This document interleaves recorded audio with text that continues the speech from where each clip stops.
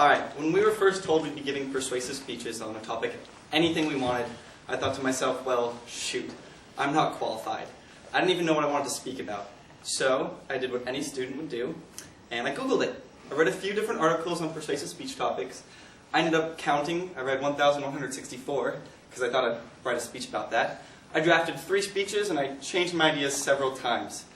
And it was irrational because I knew it wasn't the substance that mattered. It was about getting in front of a group and practicing speaking and projecting your voice, moving around and not saying It was about practicing. And I was worried, I was nervous, I was afraid of failing and being embarrassed. And that's what I'd like to talk to you guys about today, and that is embarrassment. And hopefully by the end of this I'll have changed your views on the whole topic. Now, as a show of hands, who all here has been embarrassed? Alright, perfect. No? None?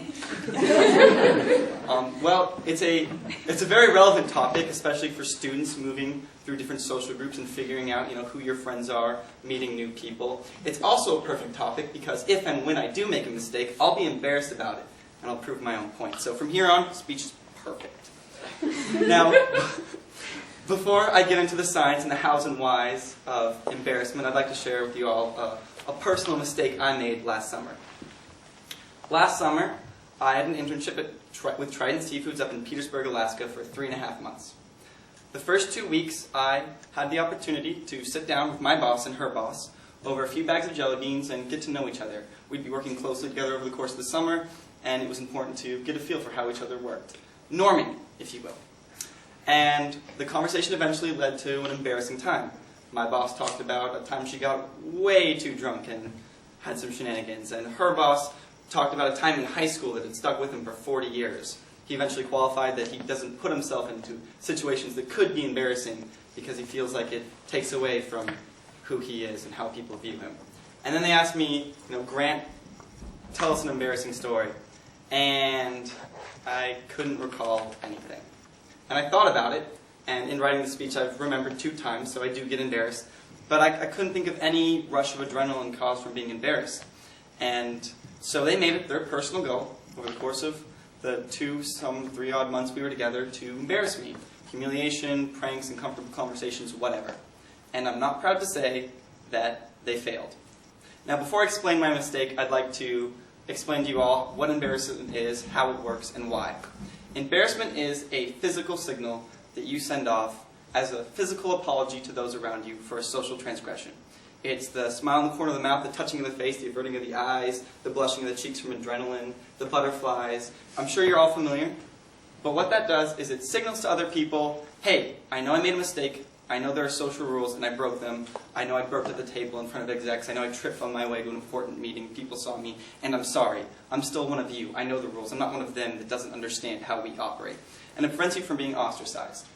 My mistake was by not admitting to being embarrassed, by not recalling by being embarrassed, and not being embarrassed, I didn't get to say, hey, I know social rules. I know how to react around people.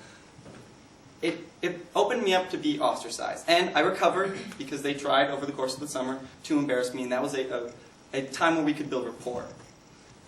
But I made a mistake in not using this toolkit.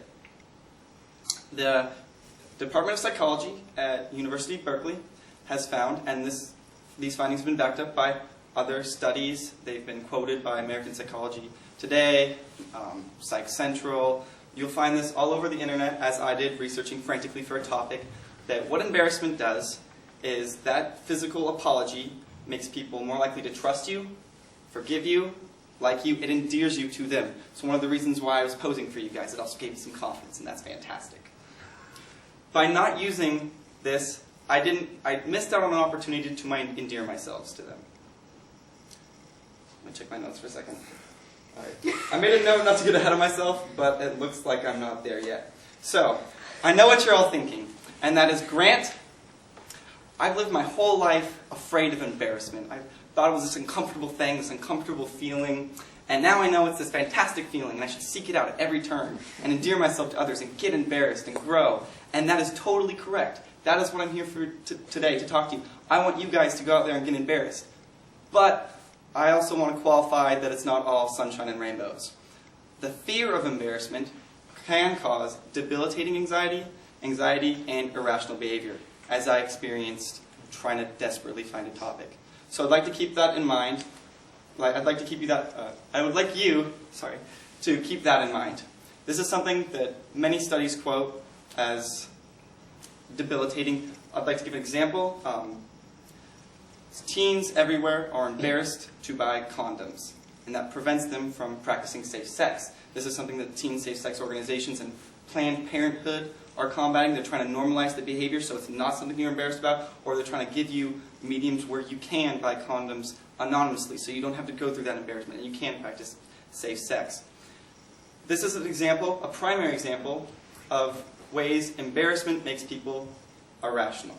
So with that in mind, I'd like to remind you that embarrassment is a good thing. It shows the best of your qualities, that you're trustworthy, that you're likable, that you're someone who can be forgiven.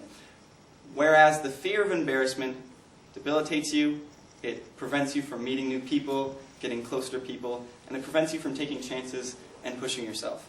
So, that's my speech. Thank you very much.